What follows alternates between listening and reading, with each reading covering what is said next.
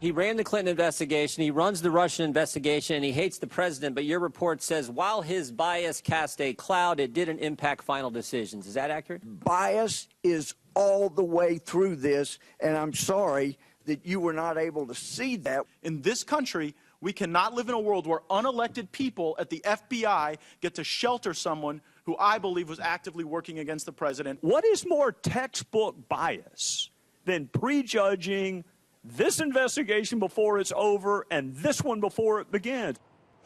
New fallout tonight from today's heated hearing on the Hill. That was a small piece of it. Lawmakers grilled Inspector General Michael Horowitz on why FBI agent Peter Strzok's anti-Trump bias was not found to be an influence on the Clinton email investigation.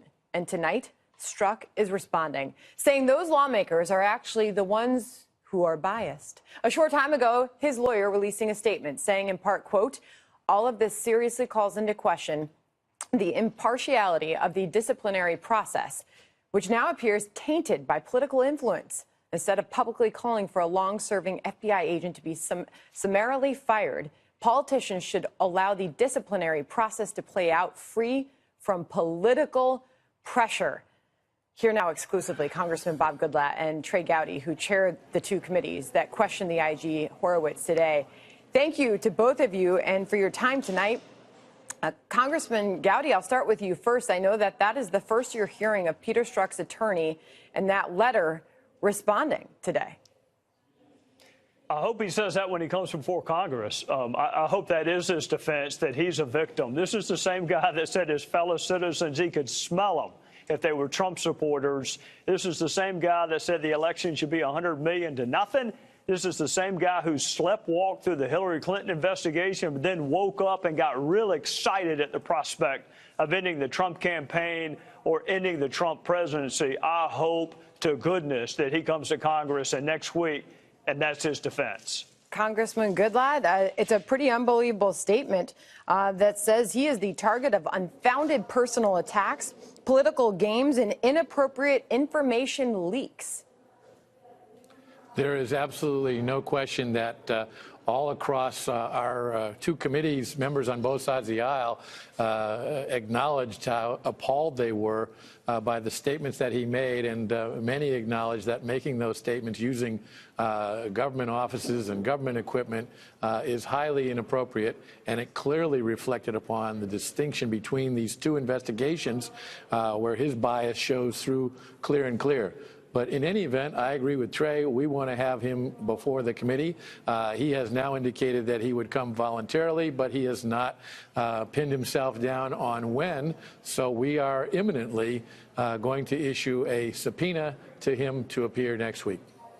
Okay, so the subpoena's been prepared. It has not been issued yet. It is ready to go. On the way. Okay, so we should expect to see Peter Strzok testify publicly next week?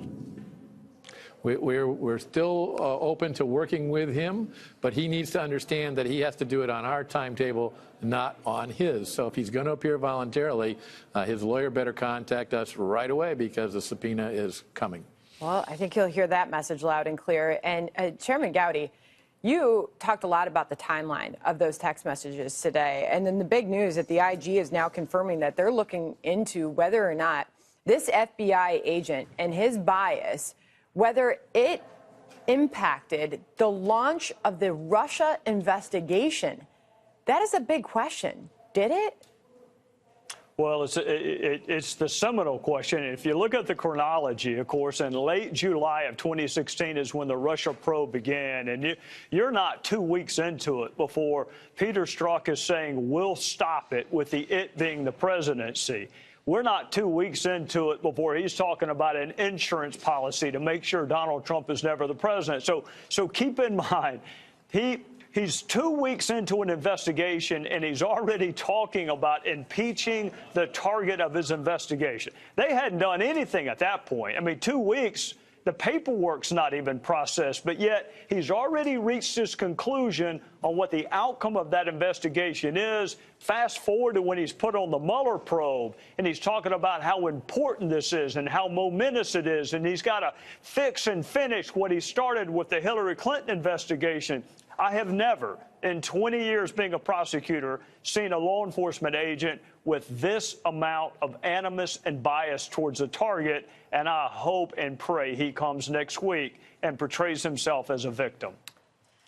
I think a lot of people at this point, based on that setup, are going to want to see that as well. But Chairman Goodlatte, as far as now the IG confirming that they're looking into Peter Strzok, those text messages, his role in the launch of this Russia probe, what more, after those hearings wrapping up today, what more do you want to know? Well, there's a lot of things that the Inspector General was not tasked with looking at, but he also, let's just note that same Peter Strzok was deeply involved, the lead investigator in the Hillary Clinton email investigation, and at the same time he was making the statements that Trey just referred to. He was also helping a process that bent over backwards to not follow proper investigative procedures with regard to former Secretary of State and then presidential candidate Hillary Clinton. That is a shocking contrast that should never be allowed again to occur in the Federal Bureau of Investigation. And so we have to continue to pursue that to make sure that the 2020 presidential election or any other future investigation is not tainted by this kind of bias and not tainted by the inappropriate procedures. Happy with the way things went today, Chairman? I thought it was a very good hearing, and I think that many people were today on both sides of the aisle acknowledging that the decision that was made by President Trump, some of them didn't use his name, as recommended to by Deputy Attorney General Rosenstein to fire James Comey, was the correct decision. Chairman Goodlatte and Godwy, I know it was a really busy day for you, a busy day in Washington, and thanks for coming on the program tonight. We appreciate it. Yes, ma'am. Thank you. Thank you. It was another day of some pretty intense questioning for the Justice Department Inspector General today. At issue, what part politics and prejudice played in the FBI's investigation of the Hillary Clinton email scandal and, by extension, the ongoing probe into Russia election interference. Chief Intelligence Correspondent Catherine Herridge is watching it all here from Capitol Hill. They prejudged the outcome of the Hillary Clinton investigation before the investigation ended, and these exact same FBI agents and attorneys prejudged the outcome of the Russia investigation before it even began. During a second day of marathon testimony, lawmakers pressed Inspector General Michael E. Horowitz over what Republicans describe as political bias at the FBI impacting both presidential campaigns.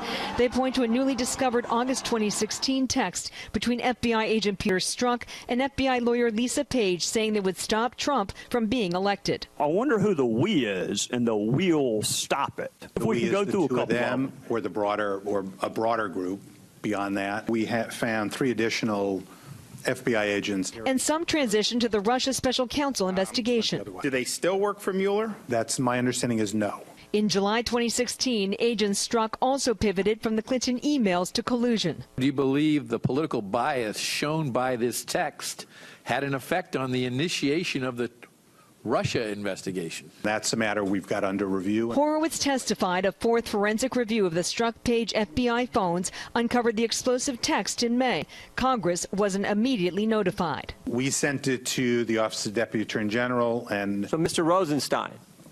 In his office. The point is, when you did get it, Mr. Rosenstein decided we couldn't get it until your report came out. He sat on it for a month of time. Another lawmaker questioned why the report was silent on allegations the Clinton server may have been hacked, and the FBI failed to follow up. But that's not in your report. That's correct. The president weighed in. When you read that IG report about how she got away with what she got away with, it's a disgrace. After multiple reviews and an FBI investigation, Democrats blamed former Director James Comey and accused Republicans of refusing to acknowledge that a Clinton prosecution was never justified.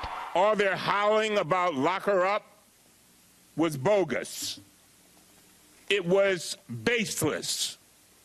It was unsubstantiated. James Comey decided to play judge, jury, and executioner, and on October 28th, he executed the Hillary Clinton campaign. The hearing concluded after 6.5 hours of testimony with headlines in the final minutes. Inspector General Horowitz confirmed that he's following up on allegations that FBI interview summaries known as 302s were altered. Brett. Catherine, there was also some late news this afternoon on FBI agent Peter Strzok. What did we learn there?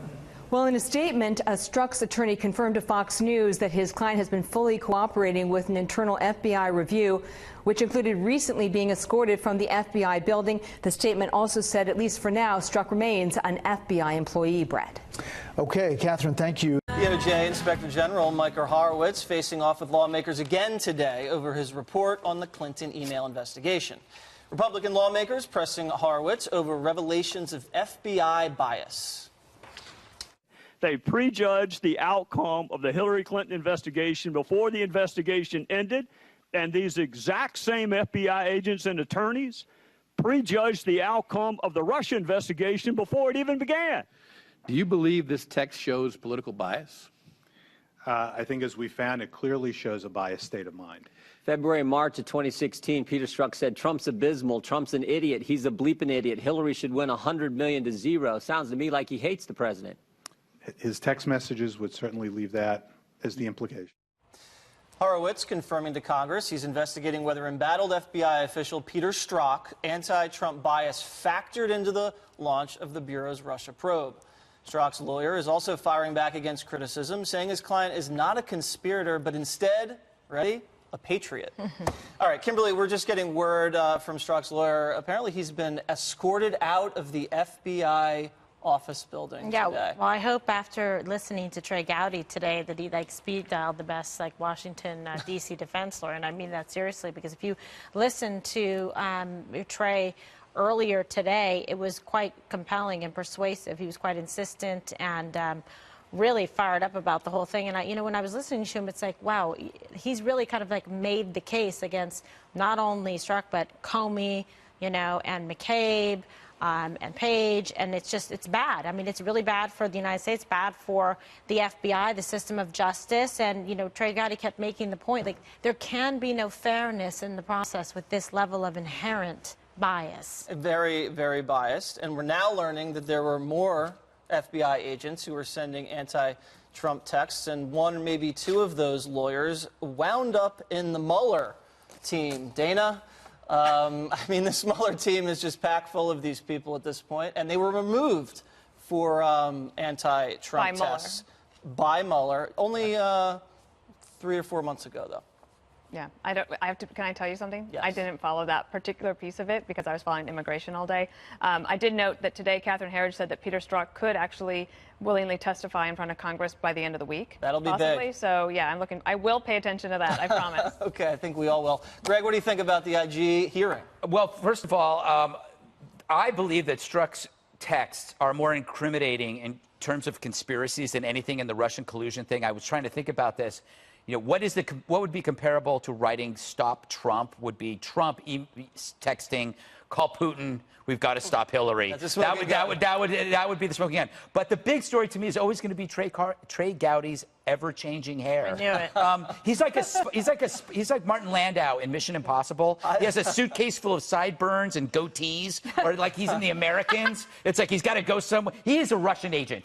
Trey Godwy. That is not how he looks. Say CIA or something. No, I think he works for the Russians.